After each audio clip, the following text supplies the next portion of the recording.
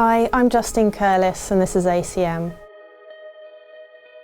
I'm a student wellbeing advisor here at ACM and outside of ACM I'm also a mindfulness facilitator and coach. I'm here for Mental Health Awareness Week and I'm going to share with you my top 5 wellbeing tips for musicians. My first tip is, if you've been struggling, if you've been experiencing stress, or perhaps you've had experiences with anxiety or depression in the past, maybe you've not told anyone, my first tip is to talk to someone.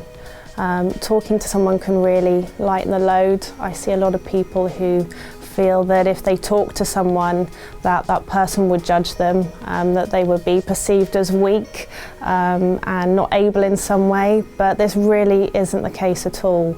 The statistics for mental health problems, 1 in 4 of us suffer from a mental health problem, so it would be very much likely the case if you did speak to someone that person has probably had their own experience with struggle and they would be able to offer a sympathetic ear. My second wellbeing tip is to make time for nourishing activities. Nourishing activities are those that recharge our batteries, that energise us, that bring us joy.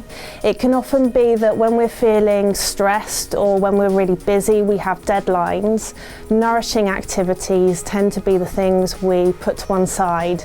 We'll do these things later on when we have more time, but these things energise us, so if we don't make time for them, we become more stressed, more exhausted, and actually that doesn't facilitate creativity. We're not going to be at our best if we're exhausted, so it's really important to make time for nourishing activities, even if it's only 2-3 minutes a day, reading a chapter in a book, reading through a magazine, chatting to a friend, going for a walk. It's really important to make time for nourishing activities in the day. My third tip, of course, is to practice mindfulness. When our minds are off in the future or regretting things in the past, we're not connecting to the small joys that are around us in the here and now.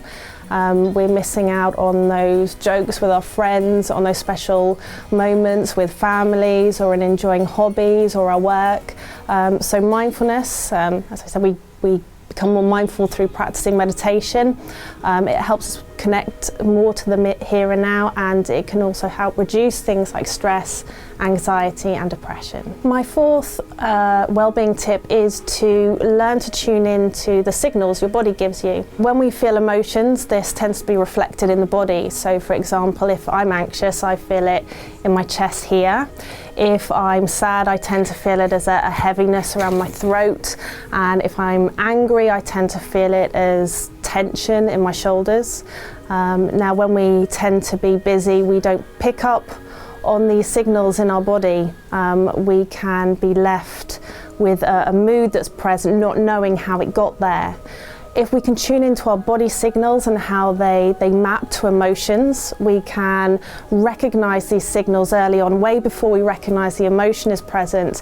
And these signals can tell us to do something nourishing, to practice mindfulness, or to do some meditation, or even talk to a friend. So learning to listen to what your body is saying is really important. My fifth wellbeing tip is to practice being kind to yourself. It tends to be, again, when we're struggling, we're really unkind to ourselves.